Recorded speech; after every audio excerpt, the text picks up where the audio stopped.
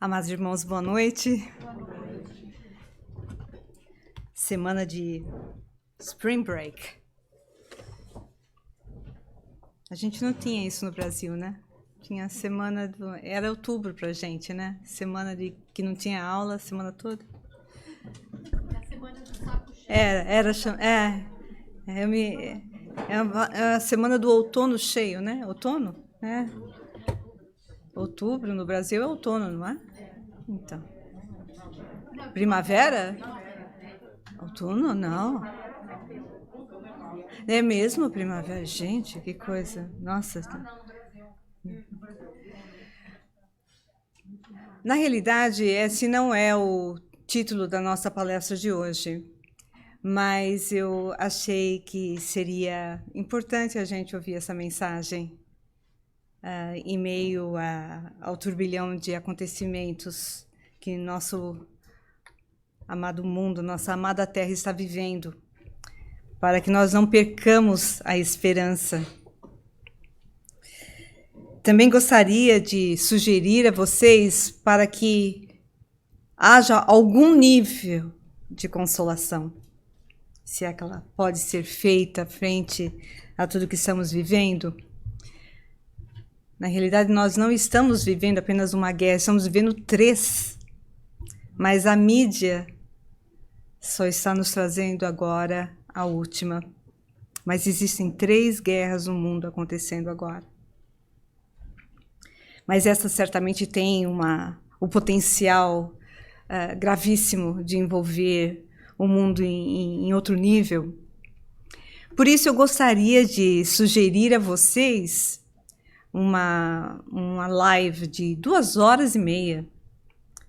Você fala, nossa, como é que alguém vai aguentar uma palestra de 2h30? Porque não dá para desgrudar. Eu ouvi em partes, porque obviamente eu tinha o que fazer. E tinha de preparar esse material para hoje. Mas ela é recente, de alguns dias atrás.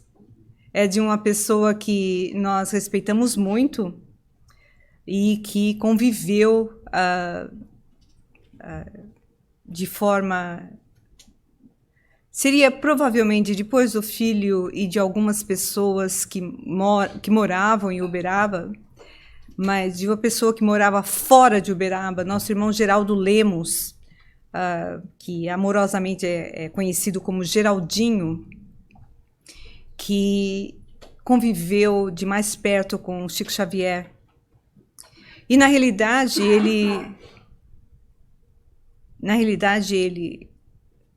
Chico Xavier faz parte da família dele, família consanguínea, em um nível não direto. Mas é um grupo de espíritos. As histórias que Geraldo Lemos conta são realmente muito tocantes, algumas impressionantes, outras incríveis, mas são histórias que foram divulgadas através de muitos escritores, os famosos contos e histórias de Chico Xavier. No entanto, parece evidente que a ligação de Geraldo Lemos e Chico Xavier era muito próxima, muito íntima, muito intensa, muito profunda, no sentido de ele, inclusive hoje, ser aquele que está trazendo... Foi nas mãos dele que foram colocadas as outras obras de Chico Xavier que não haviam sido publicadas ainda. Então, ele é uma pessoa que está constantemente trazendo as informações de Chico Xavier, defendendo os direitos autorais, as situações que, infelizmente, nós atravessamos de vez em quando, as pessoas com grande intenção, mas que acabam afetando a identidade das obras. E ele tem sido um grande defensor e protetor da obra de Chico Xavier. Então, eu gostaria de sugerir a vocês, pelo menos a mim, trouxe muita consolação. É um material que está no YouTube, chama-se Profecias de Chico Xavier, e alguma coisa em relação à guerra nuclear, uma possível guerra nuclear. As coisas, eu não gosto do termo profecias, mas o grupo que trouxe o material, obviamente encontrou isso uma forma de despertar a atenção das pessoas, mas na realidade nós não queremos trazer Chico Xavier fazendo profecias, mas ele fez sim, e fez ao vivo. E muitas delas estão registradas no livro, no programa Pinga Fogo, que está aí na internet desde a década de 70, certamente não, mas todo o material tem todo o material que foi broadcast na televisão, hoje está na internet. De toda forma, eu não lembro exatamente do tema, mas são profecias de Chico Xavier, por aí vocês encontram, e eu pretendo postar em nossa mídia social, que seja no Facebook, no Instagram. Então fica aí uma nota, uma sugestão para vocês, e de, obviamente, ouvir o tema devagarzinho, se não conseguirem. Aí está o tema da nossa palestra de hoje. Eu mudei um pouquinho o título, porque eu achei que seria mais adequado. Realmente tem a ver com a vida espiritual. O título que foi divulgado foi Amor na Vida Espiritual, ou alguma coisa semelhante. Mas eu trouxe o tema Amor e Reencarnação, Amor e Destino, onde nós vamos ver 5 casos de como a vida anterior a essa e os programas de vida no plano espiritual antes dessa vida podem ser estudados e serem pontos de referência para nós próprios. Então, em primeiro lugar, vai aí a referência de onde foi tirado esse material. Foi do livro Missionários da Luz, que é o 3º livro da coleção espiritual de André Luiz, e é um dos livros incríveis, impressionantes, em termos de informação que não era nem conhecida na época a nível científico, e também de informações sobre a reencarnação propriamente dita. Mas, como nós tivemos auxílio, esse não é o André Luiz não, viu, gente? Essa pessoa que vocês veem aqui, eu vou pedir para vocês alterarem a luz para o lado de lá, por favor. Agradeço. Nós temos aqui nosso irmão, Américo Sucena.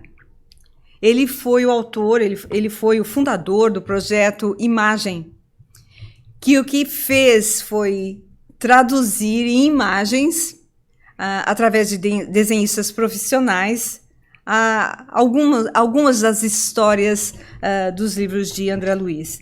Então fica aí o crédito devidamente dado ao projeto Imagem e ao Estúdio Cena e Ação, e a nossa eterna gratidão ao Américo Sucena.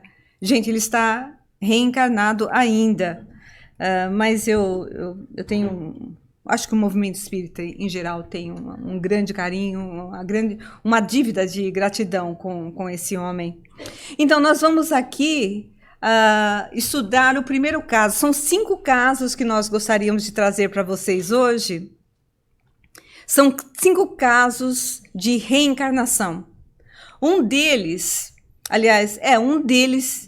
tem a ver com um trio amoroso, que a história é descrita em muitos detalhes no livro Missionários da Luz, no capítulo que se refere à reencarnação. É o capítulo 12 e 13, e traz aí estudos sobre a reencarnação e a história deles, não é? Então, em primeiro lugar, nós vamos ver aqui esse trio maravilhoso. Nós vamos ver aqui Para quem acompanhou o seriado, obviamente, vai entender, não é? Muito bem, nós temos aqui o nosso irmão Segismundo, com cara de fantasma ainda, pálido, não é? Nós temos aqui nosso irmão Adelino e nossa irmã Raquel. Esses dois aqui eram casados na vida anterior, não é? Não sei se exatamente a essa, mas eram casados em uma vida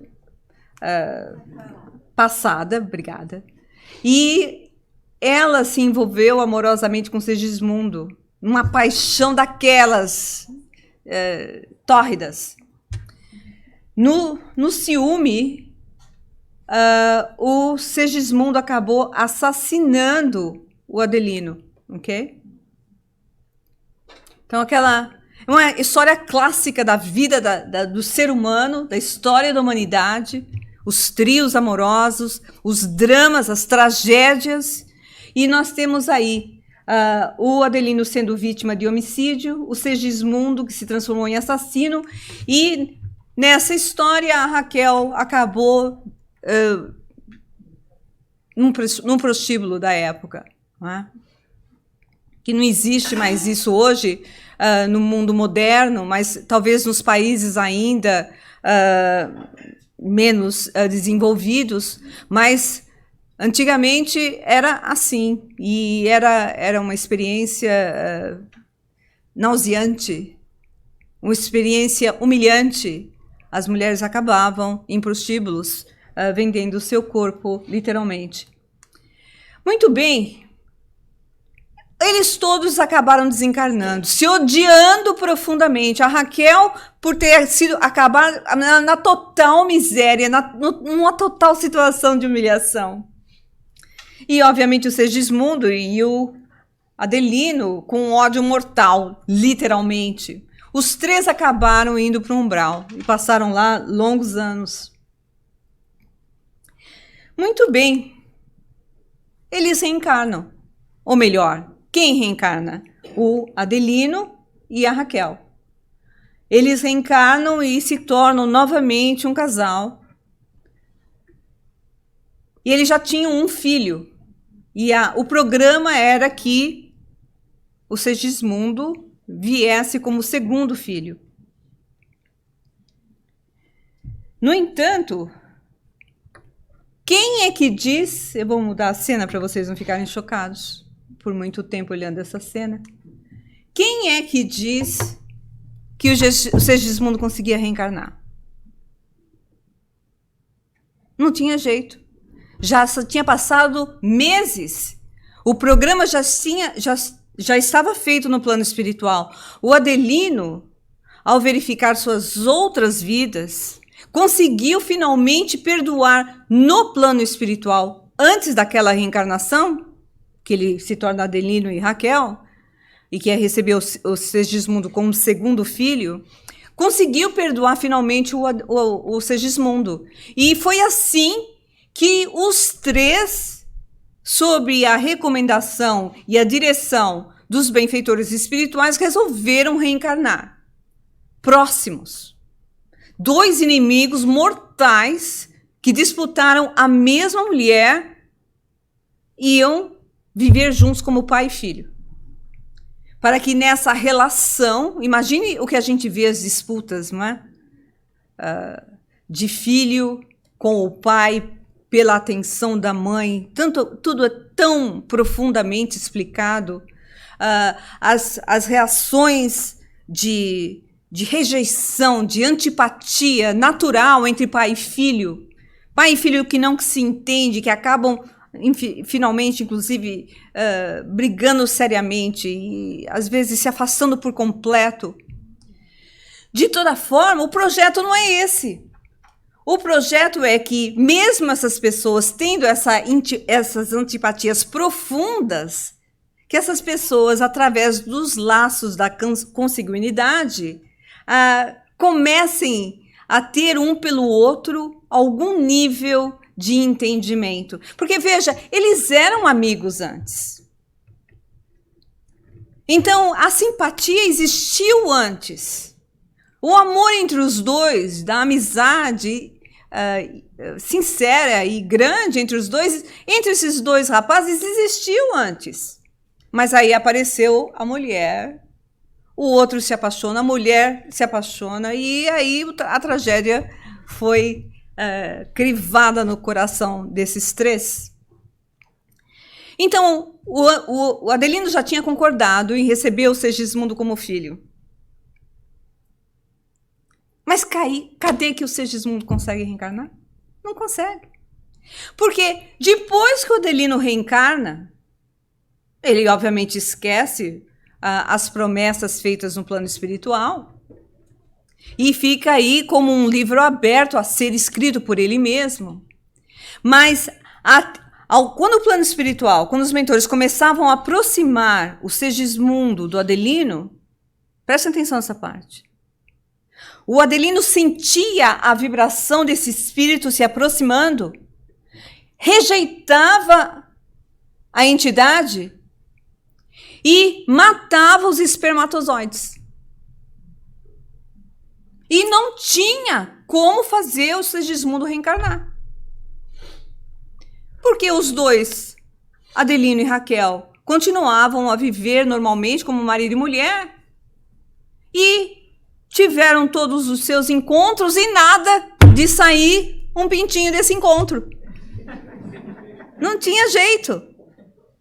Você imagina a vibração mental do pai, do futuro pai, ao sentir a aproximação do espírito, torrava, destruía os espermatozoides, que seriam direcionados no processo natural, orgânico, à fecundação. Nisso, o Adelino tem um mentor muito especial, um espírito de alta hierarquia. O mentor já tinha passado-se 4 meses, 5 meses, nem lembro mais. O mentor resolveu dar um jeito na situação. Aí o que faz ele? Ele vai para o plano espiritual atrás desse outro espírito, essa outra entidade, o Alexandre, ok? O Alexandre e esse mentor, Herculano, essas duas entidades foram amigos do Adelino e do Segismundo em outras vidas. Tiveram uma história de vida juntos. E aí o Herculano faz o seguinte, ele vai lá no plano espiritual, desculpe, o Herculano, esse aqui do meio, ele vai lá no plano espiritual, atrás do Alexandre, e fala assim, Alexandre, você lembra do Segismundo? Pois é. Como não, Alexandre fala? Claro que lembro, nosso querido amigo, a quem nós devemos tantos favores. Pois é. Estão agora os 3 juntos, Adelino e Raquel, você conhece o drama, o Herculano comenta, você conhece o drama dos 3, o Adelino e a Raquel já estão reencarnados, mas não tem como nós conseguirmos a reencarnação do Segismundo pelos motivos que eu acabei de descrever. E ele entra nos detalhes, na história. E aí o Herculano fala para ele, olha, eu sei que você não é um especialista em encarnação, apesar de você ter largo conhecimento na área. Mas em função da nossa amizade com o Segismundo, pelo tudo que ele já fez por nós dois, eu peço a você para interferir, sobretudo você. Provavelmente o Alexandre tinha maior ascendência sobre o Segismundo por algum motivo que não é contado no livro. Então eu peço a você, Alexandre, que por favor me auxilie nesse processo. Aí o Alexandre falou, conte comigo. Nisso, o que está acontecendo aqui na história? O André Luiz, que aparece aqui de mustache, né, de bigode, identificado como André Luiz aqui, ele está tendo todo um período de aulas, né, de instruções com o Alexandre, que é um instrutor categorizado de nosso lar. Então, quando o André Luiz ouve falar, Reencarnação? Que anteninha. O Leandro disse assim, não posso perder essa oportunidade, mas não sabia como chegar no Alexandre. E chegou lá, deu um jeito, conseguiu conversar, surgiu a oportunidade. Aí o André pergunta para ele, eu posso te acompanhar? Eu posso acompanhar vocês dois nesse processo? E aí o Alexandre concorda, falou assim, só que tem uma coisa, André, você não tem conhecimento nenhum dos processos da reencarnação, eu vou recomendar que você vá fazer um estágio no ministério, no setor responsável pelas reencarnações. Veja, gente, eu poderia contar todo o final da história, toda a história, todo o processo da reencarnação do Segismundo nessa palestra.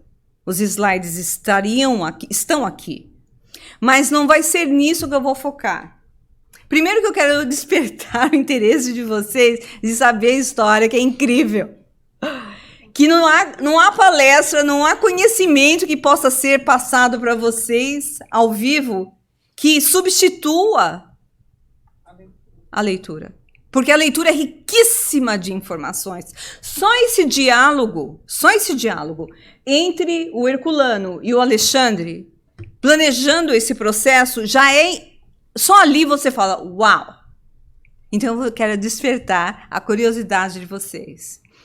Mas eu quero me aproveitar da história para contar outros 4 casos. Então, desse primeiro caso aqui, o que fica é essa informação. Quantas mulheres, quantos casais, quantos homens, quantas mulheres, quantos casais buscam ter filhos e tentam e não estão conseguindo, ou não conseguiram, não é? Então, existe um possível processo espiritual atrás? Você fala, o que eu faço então? Você continua a fazer o que a ciência lhe sugere, mas peça. Veja o outro lado. Veja se aquela entidade feminina ou masculina que estejam se aproximando de vocês tem algum processo de dificuldade, de aceitação de um de vocês ou da entidade que foi programada para vir como seu filho. Às vezes é a entidade que não quer vir com os pais. Então, vamos favorecer o processo. Antes do tchan-tchan-tchan, faz uma prece.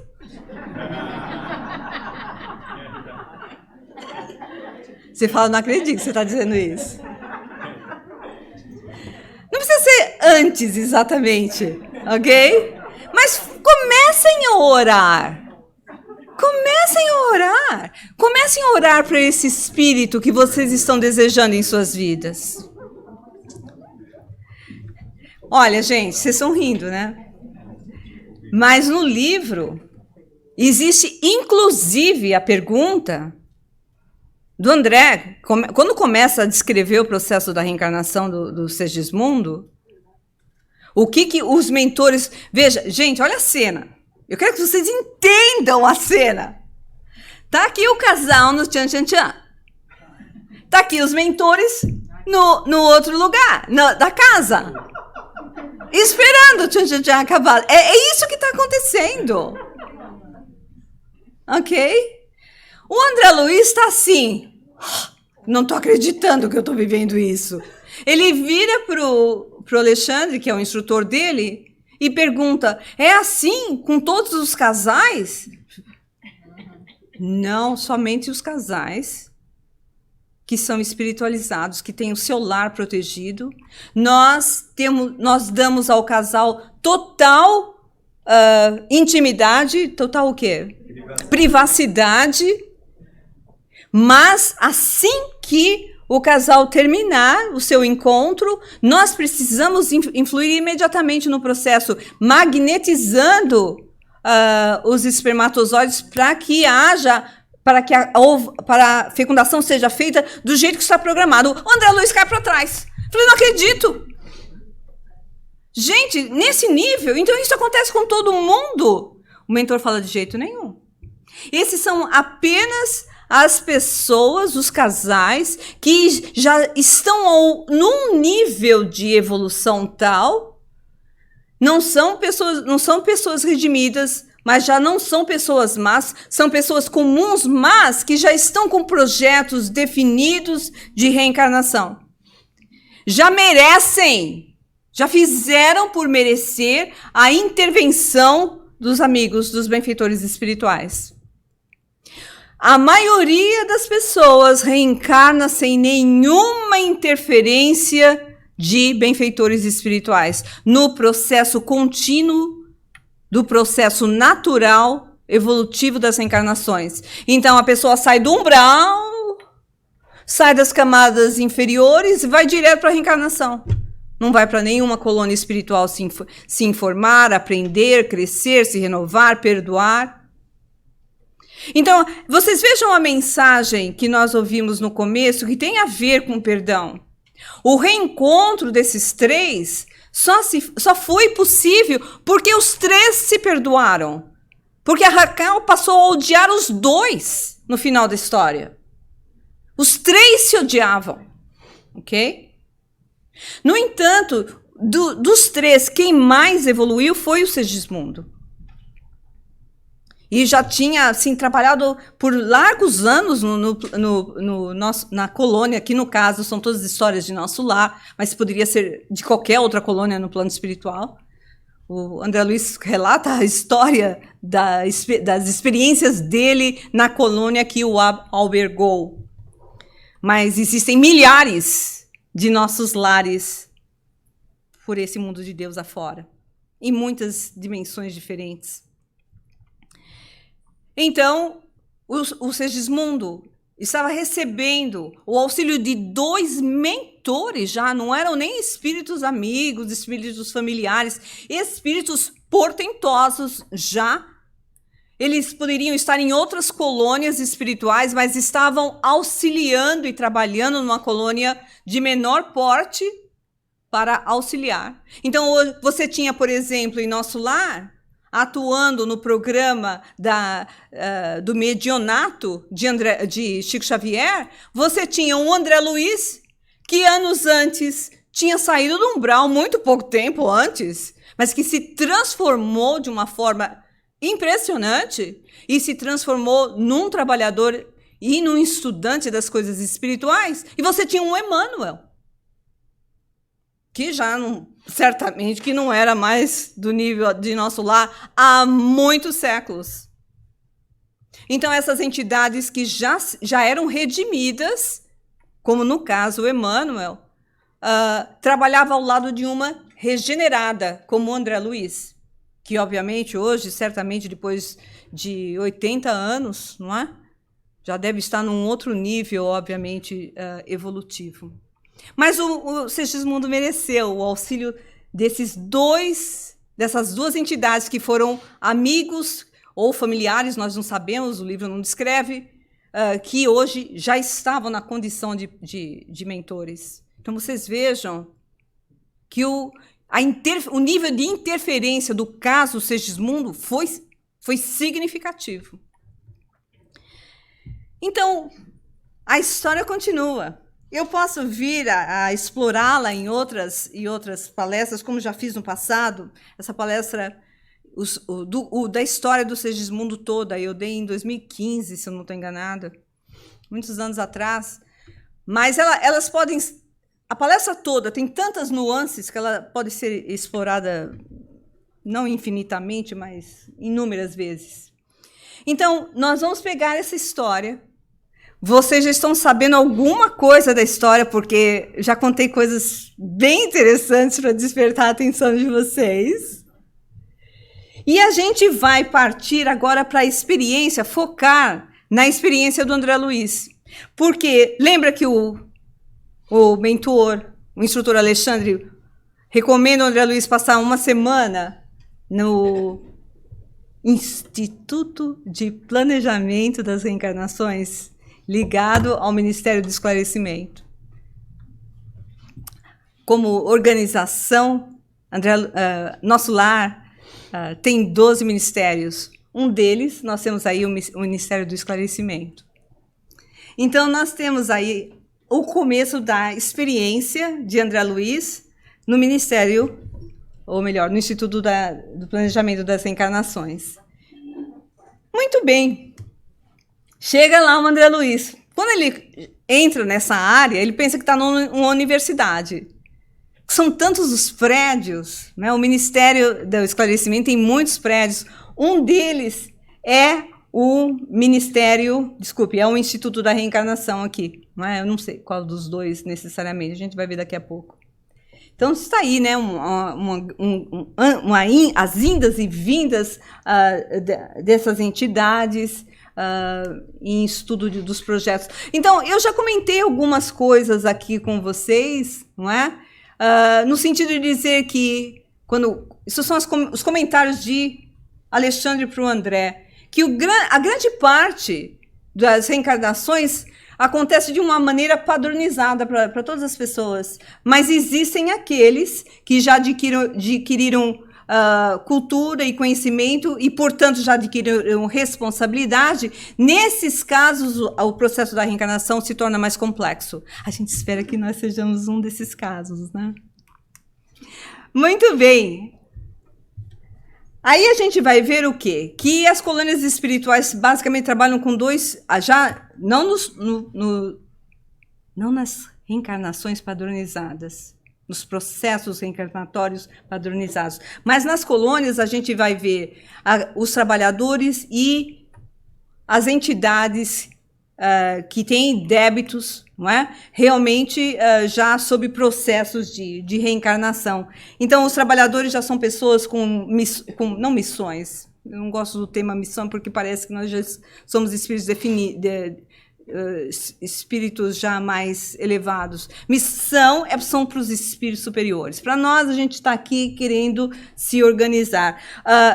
Não são espíritos completamente bons. Somos nós, né? Falando de nós. Porque a gente tem alguma coisa de boazinha e tem de vontade de chutar o pau da barraca de vez em quando. Não é? Muito bem, então somos nós. Então, nós não somos completamente bons e muito menos redimidos, mas já temos algumas qualidades superiores. Outras entidades que moram em nosso lar, que atuam em nosso lar, não é? Já têm valores de boa vontade, de perseverança, de sinceridade, e isso lhes dão o direito de influir sobre os processos, os fatores da sua reencarnação. O que ele está dizendo aqui? Que essas entidades, que essas pessoas, provavelmente nós, amigos, porque se vocês estão aqui numa semana de Spring Break, e estão aqui numa segunda-feira assistindo uma palestra, vocês não são, eu falo isso sempre que posso, nós não somos mais a média. Ok? Nós não somos mais a média. Nós estamos acima da média. E isso não é motivo de vaidecimento nenhum. Porque existe a vaidade de ser bom ou de ser melhor. Incrível, né? Até isso a gente arranja vaidade. Mas a verdade é que nós já estamos buscando algo melhor. Concordam? Senão nós não estaríamos aqui. Então, provavelmente, todos nós aqui, tivemos como interferir no projeto da nossa reencarnação. Você fala, interferir? Pois é. Então, vamos ver aqui como é que você pode interferir no projeto da sua reencarnação. Então, aqui... Isso que eu fiz comentários com vocês... já falei várias coisas e eu preciso caminhar, não é? O que fica mais importante é que uma das grandes lições,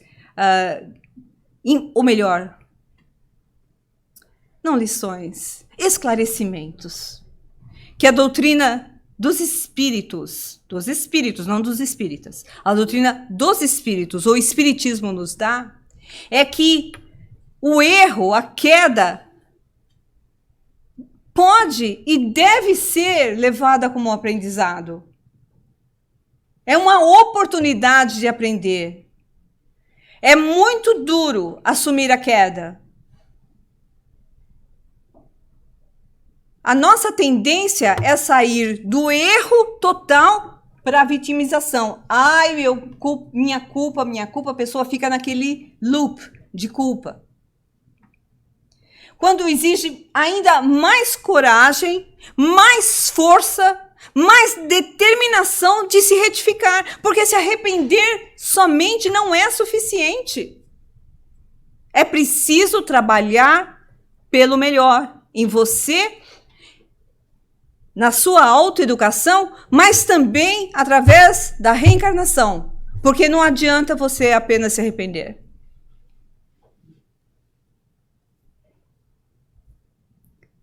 Você vai da oração para a ação. Você pede a Deus forças, mas você vai precisar experimentar aquelas emoções de novo. É isso que a reencarnação faz. Nos dá a oportunidade de experimentar tudo aquilo de novo e agir diferente. Você e eu já caímos inúmeras vezes, provavelmente nessa mesma vida. Mas nós já acertamos em outras. Nós já conseguimos vencer em outras. E isso nos dá força. E nas coisas que nós não conseguimos, os testes que vieram e nós não conseguimos passar, eles vão voltar nessa vida ou noutra. E vão nos encontrar, provavelmente, libertos, inclusive, daquelas emoções. Porque, às vezes, o erro, a queda, nos faz sofrer tanto que te liberta. Sabe o processo da operação? Que eles cortam no nosso século ainda, né? Um dia não vai ter mais operação que abre o corpo. Já começamos isso com a robótica. No entanto, vamos falar da operação clássica. Você corta, você invade o corpo, mas se você não cauterizar, não tem como sarar. Eles queimam os tecidos para que eles possam coagular e o processo da renovação das células se inicie. Então, às vezes, o sofrimento cauteriza aquelas emoções inferiores. E você, quando passar pela emoção de novo, quando você encontrar aquela pessoa de novo, nessa vida ou noutra, aquela pessoa não significa mais nada para você. Você está liberto. Ou aquela situação não significa mais nada para você. Se é o dinheiro que te faz cair, a atração, a ganância, vai chegar uma hora que pode colocar $1 milhão na tua frente. Você vai perguntar de quem é. Quando em outras vidas você arranjou um jeito de pegar para você. Enfim, são tantas as situações que nós poderíamos dar, não é? Muito bem. Então, nós vamos aí verem o André Luiz sendo desculpe, o André Luiz não. O André Luiz, desculpe. O André Luiz vai ser apresentado pelo mentor Alexandre, que não está muito bem desenhado aqui, coitado, está muito ruimzinho o desenho aqui, mas o André Luiz está ótimo. O André é apresentado para o assistente Josino, responsável pelo trabalho aqui do Instituto. E o Alexandre vira para o Josino e diz, olha, o André vai ficar com vocês aqui durante uma semana. Aí o André Luiz começa a ver aquele vai e vem de gente, né? Vocês vejam que a roupa das pessoas, o traje das entidades são de acordo com o gosto pessoal e da época que a gente escolhe do jeito que a gente quer se vestir no plano espiritual, não é? Então você mentaliza, tá lá com a roupa que você quer, tão bom. Enfim, então não precisa perder muito tempo, né? Você plasma rapidinho. Então, e o André Luiz começa a ver esse monte de gente carregando esse papel aqui que está parecendo um pergaminho, não é? Aqui ele está com uma pasta na mão, mas isso aqui parece um pergaminho. Você fala, que é isso? O que é isso que as pessoas estão carregando? E aí ele recebe a informação. O que eles estão carregando aí são os mapas dos corpos das próximas reencarnações. O deles, ou das pessoas nos processos em que eles estão atuando, interferindo. Okay? Então, você imagina? Você está andando... Sabe quando você vai para um... Se você não foi, mas você sabe que uma pessoa pode ir a um arquiteto e eles vão fazer a planta da casa. E normalmente fica aquele... como é que chama? A planta da casa fica enrolada mesmo, né? Colocada num canudo de papelão e tudo. Não é? Então, tá lá as pessoas com o programa da sua reencarnação é mole. Muito bem. Quando o André Luiz ouviu falar isso, eu falei assim, não acredito. Programa? Mapa de corpo orgânico? E a lei da hereditariedade? Onde fica? Aí vem os esclarecimentos do mentor Alexandre. A lei da hereditariedade funciona de forma inalienável, sempre. Funciona com inalienável domínio sobre todos os seres em evolução, mas sofre a influência de todos os que alcançam qualidades superiores ao ambiente geral. Ou seja, quando você adquire uma determinada evolução, você vai poder interferir no projeto da sua hereditariedade. Você fala, como é que eles fazem isso? E o livro coloca alguns detalhes de como eles fazem isso. Por exemplo, no processo do encaminhamento dos espermatozoides, há um encaminhamento para ser um espermatozoide daquele que vai formar aquele genoma. Aquela carga genética. Isso é feito através do magnetismo e de técnicas que nós nem supomos, mas o projeto é feito, você pode interferir no genoma, na sua carga genética, em função do seu merecimento. E a gente vai ver alguns exemplos disso. Além do mais, quando o interessado em experiências novas é merecedor de serviços do quê? Intercessórios, que é o caso do Segismundo. Porque o Alexandre e o Herculano vão interceder no projeto da reencarnação do Segismundo. As forças mais elevadas podem imprimir certas o quê? Modificações à matéria, desde as atividades embriológicas, desde o comecinho do projeto da fecundação, determinando alterações favoráveis ao trabalho de redenção, o programa de redenção deles, da pessoa em que... Nisso, começando a andar pelo Instituto, o André Luiz dá de cara com duas estátuas enormes no saguão, extremamente amplo e belíssimo, duas estátuas enormes do corpo humano masculino e feminino. E ele descreve no livro com um detalhamento que você parece que está vendo a estátua. E aí ele obviamente, se surpreende com aquilo, não é? Nossa, nós estamos no mundo espiritual e vocês estão aqui fazendo uma homenagem ao corpo físico. E aí o mentor disse, com certeza. Na realidade, o Josino tá trabalhando com ele agora. Com certeza, o corpo humano é sagrado para nós. Ele não usa o termo sagrado, mas é o templo da alma, que vai carregar as experiências do corpo. E por isso, nós como que o veneramos aqui. E a gente aqui, quando reencarna, no templo da alma, que é o corpo, come 10 pizzas numa noite, 2 caixas de beer na mesma noite, se empanturra de todos os jeitos, se estressa de outros jeitos e vai lá desgastando o corpo de uma forma, de outra, fora os vícios, vamos dizer, químicos, enfim, tantas outras coisas que nós comprometemos a saúde do corpo, quando nós, na realidade, renascemos, alguns de nós com a saúde que deveria terminar a existência física com a saúde absolutamente saudável.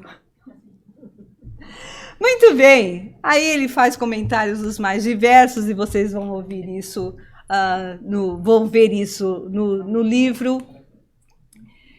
E aí vem esse comentário, não é? Em todas as colônias elevadas, o auxílio à reencarnação de companheiros nossos traduz o nosso reconhecimento ao aparelho físico que nos tem proporcionado tantos benefícios através do tempo. André Luiz fica novamente, nossa.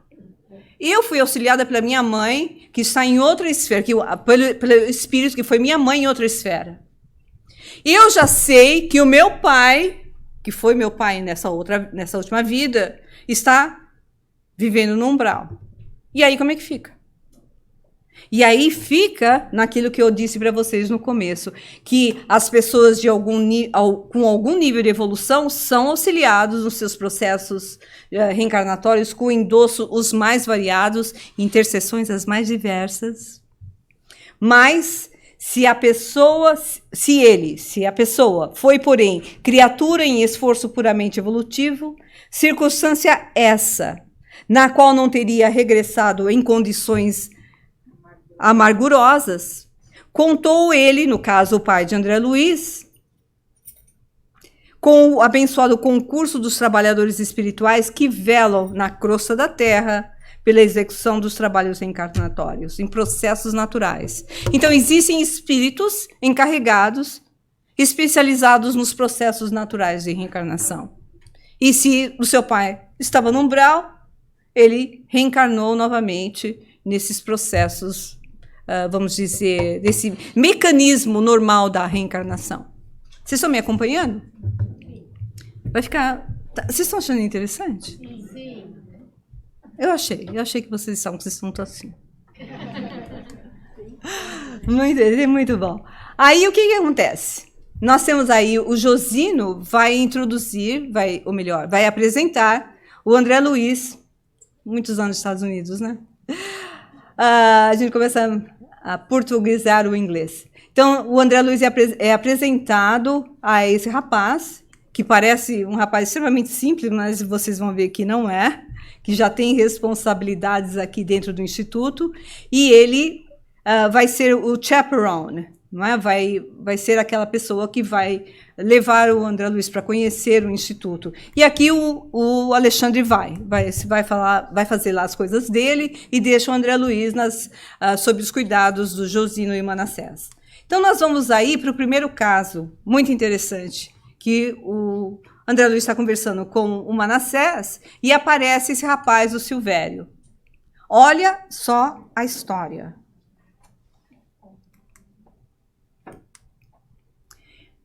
Faz 15 anos que o Silvério está trabalhando no nosso lar. E ele vai reencarnar agora. Mas está apavorado de reencarnar. Está achando que pode errar tudo de novo, cair tudo de novo, fazer tudo de novo. Então, ele está indeciso, está hesitante, está receoso até de contrair novos débitos.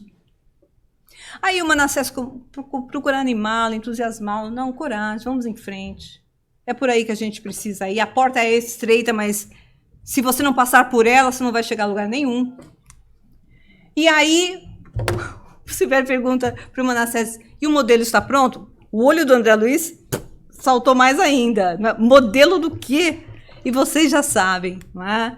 Agora o André Luiz começa a entender que o modelo era realmente o mapa orgânico, o roteiro do próximo corpo do Silvério. E aí o Manassés fala, olha, Silvério, que legal, parabéns, que você você aceitou a sugestão do defeito da perna. Então, ele não queria reencarnar com um problema na perna, com um defeito. Mas os benfeitores espirituais recomendaram que ele aceitasse. Não é? E aí a gente vai ver o que vai acontecer. Ou melhor, os comentários de Manassés. Você vai ter dificuldades no começo da vida, mas essas dificuldades vão acabar lhe fazendo bem. E o Silvério diz que o problema da perna lhe será um antídoto contra a vaidade e pergunta, olha, que bom, né, que eu vou ter esse problema na perna, porque eu sou super vaidoso, esse problema na perna vai me auxiliar com o problema da vaidade. Mas quanto tempo mesmo que eu vou ter na Terra? Com esse problema na perna? Diga-se de passagem. 100 anos. Aí o Silvério, que já sabia, ou melhor, o Manassés, que já sabia do mapa, né, da reencarnação, do programa da reencarnação dele, falou assim, ó, mais ou menos 70 anos, vê se você não me aparece aqui antes disso. Basicamente é isso que ele diz. Veja se você consegue aparecer na condição de completista. A gente não vai explorar o termo completista, mas isso fica para uma outra ideia. Porque eu quero trabalhar com vocês essas experiências, porque o André Luiz começa cada vez mais a ficar de boca aberta, cada vez mais surpreso. Ele começa a passar por telas, né, screens eletrônicas, com órgãos humanos, com tecidos humanos, não é? Tem órgãos específicos, modelos específicos. E vocês vejam que nós estamos na década de 40, e André Luiz está descrevendo isso. Técnicos construindo com um mouse na mão, que nós sabemos que é um mouse, construindo o corpo, desenhando o corpo dessas pessoas que vão reencarnar. Nós estamos vendo aqui teclados, todo um aparelhamento que nós estamos normalmente acostumados, mas quem ouviu essa história na década de 40, falando, do que eles estão falando mesmo? Mas o André Luiz descreve muito bem, mas hoje nós sabemos do que se trata. E aí ele continua, eu amo essa foto, Eu realmente tenho um grande... me toca muito, não é? Enfim, nós vemos inúmeros trabalhadores, o que está acontecendo que vocês estão conversando tanto? Vocês estão tão abismados com essa foto quanto eu? A foto é demais, gente. Olha aqui. Isso aqui é tudo controle eletrônico moderno que a gente está acostumado a ver. Softwares, tudo formando, construindo, desenhando. São computadores, gente. Tudo, isso é uma representação do que André Luiz descreve.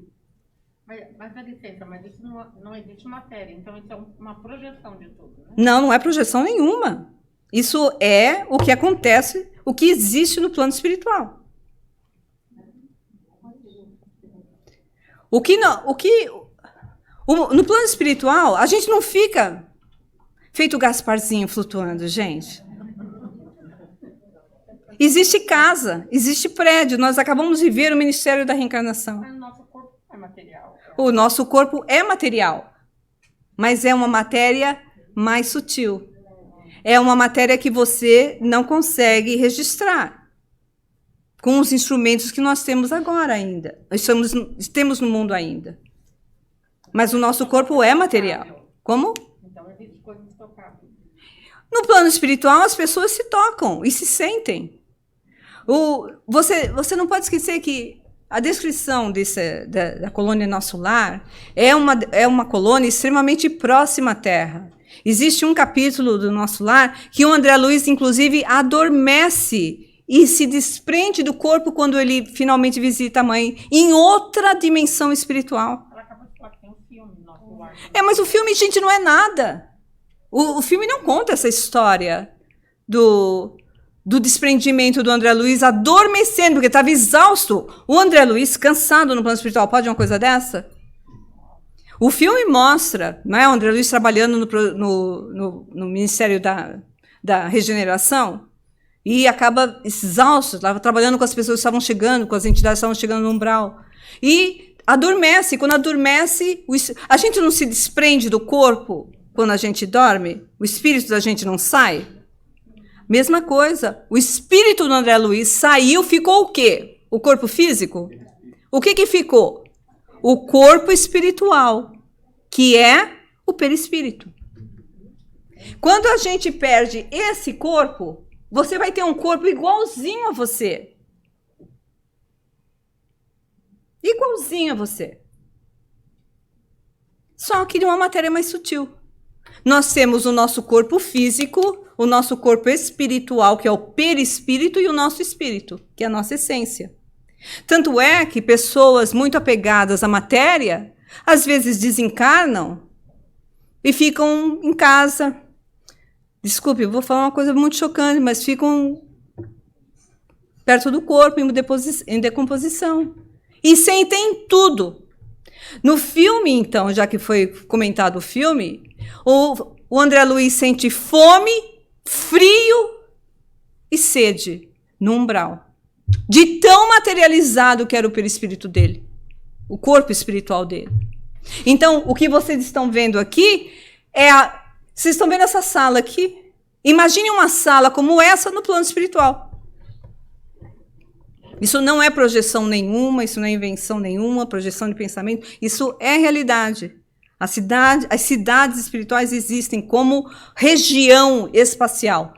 Segundo Chico Xavier, nosso lar fica mais ou menos na cidade do Rio de Janeiro, na dimensão espiritual da cidade do Rio de Janeiro, que era onde André Luiz morava, né? É para onde ele foi. Se morasse na China, você ia para uma colônia espiritual da China. Naquele livro, num dos livros da Patrícia, daquela menina que psicografou o livro, não psicografou, ela foi o espírito que escreveu o livro Violetas na Janela, ela vai, nos estudos dela, ela vai visitar as mais diversas colônias em diversos lugares do mundo. E ela fala da beleza das culturas. As colônias representam as culturas do mundo. Porque nós ainda somos do mundo. Nós somos da Terra. Não é porque você vai para o plano espiritual que você vai deixar de gostar de voar. Não é que você vai para o plano espiritual que você vai deixar de ser quem você é. Você é o que você é. Você não vai virar nem santo e nem vai virar outra coisa. Vai ser você. Como? Well, continua feio?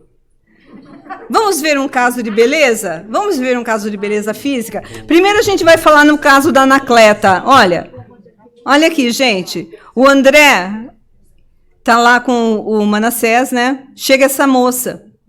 Fala assim, olha... O Manassés apresenta a moça para o André e fala assim, olha, essa nossa irmã aqui, depois de 30 anos de estudos e trabalho, está pronta para reencarnar e nós estamos muito impressionados com a coragem dela. Ela se incomoda com o comentário bondoso e generoso dela, e aí o André Luiz fica sabendo da história dela, da próxima reencarnação, através dela. Ela fala, eu na minha última vida, nasci em uma classe social muito abastada, tive 4 filhos, tive um marido maravilhoso, que dava tudo para nós e para nossos filhos, mas buscava educar nossos filhos.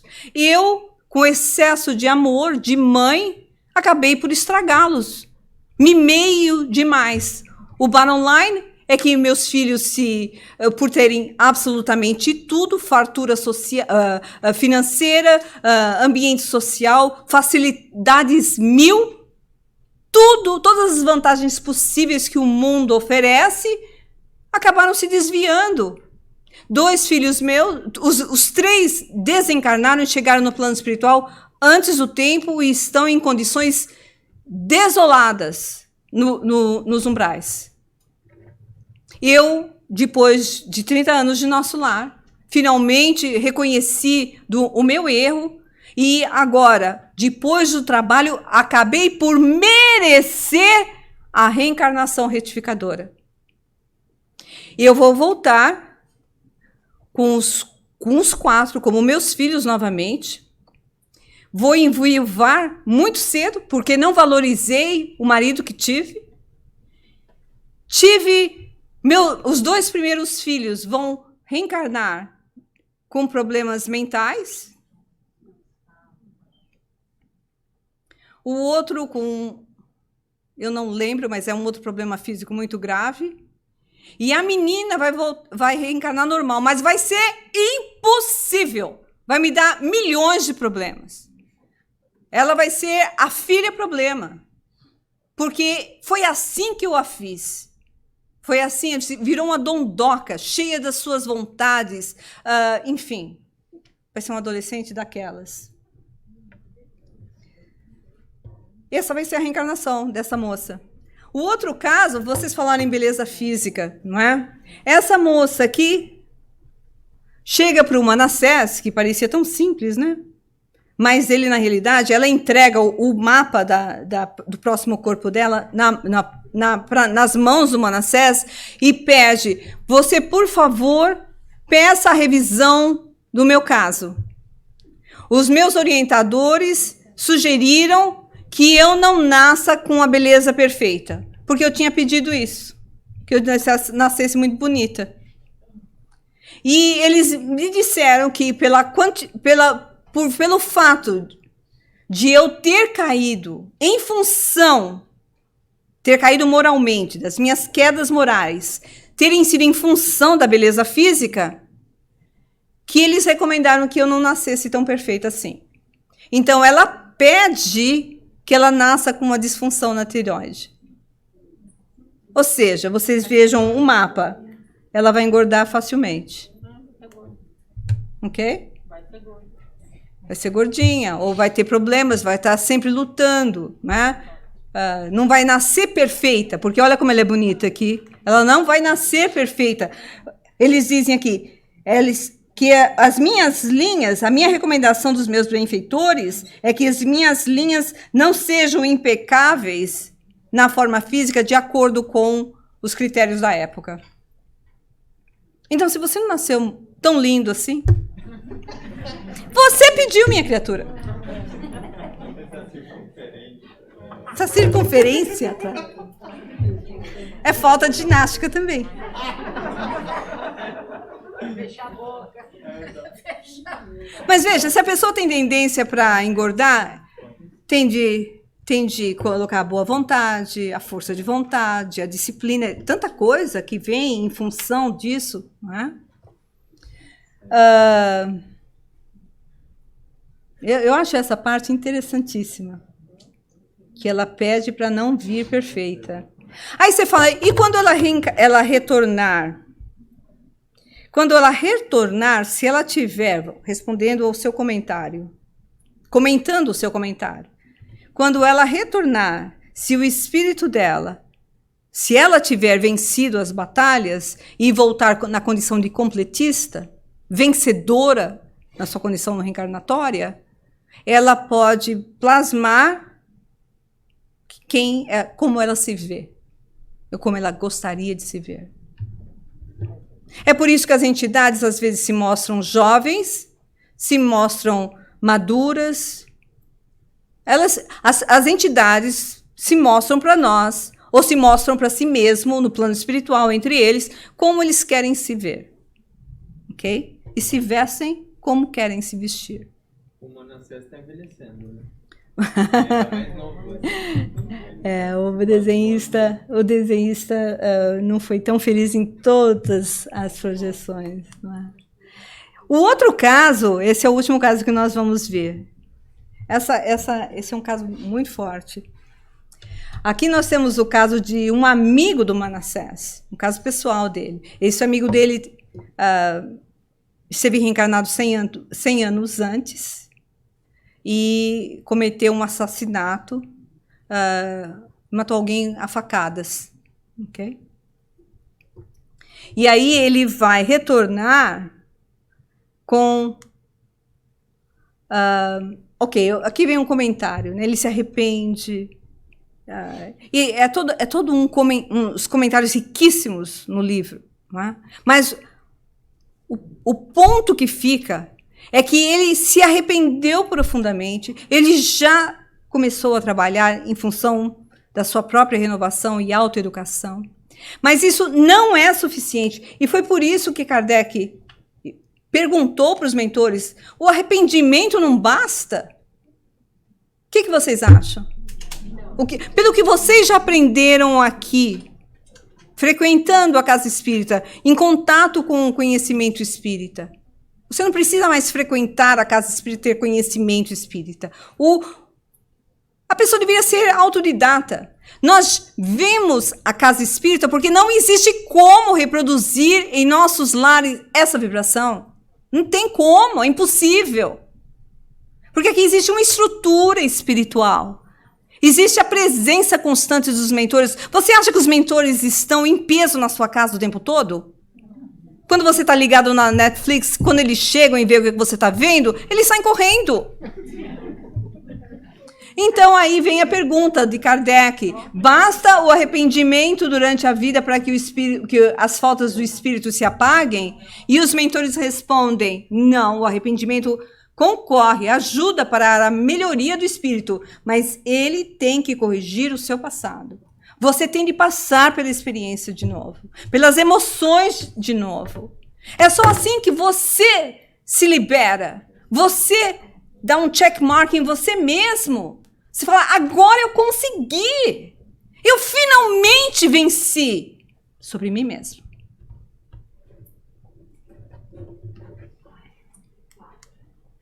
E aí, ele não tinha matado o rapaz? Lá, a facadas? Qual é o projeto da reencarnação dele? Ele vai reencarnar com... geneticamente vai estar programado no corpo dele várias úlceras que vão começar a aparecer quando ele perde em torno de 18, 21 anos, ok? Na maioridade deles. Ele vai viver com isso, vai conviver com esses problemas intestinais, estomacais, a sua vida inteirinha.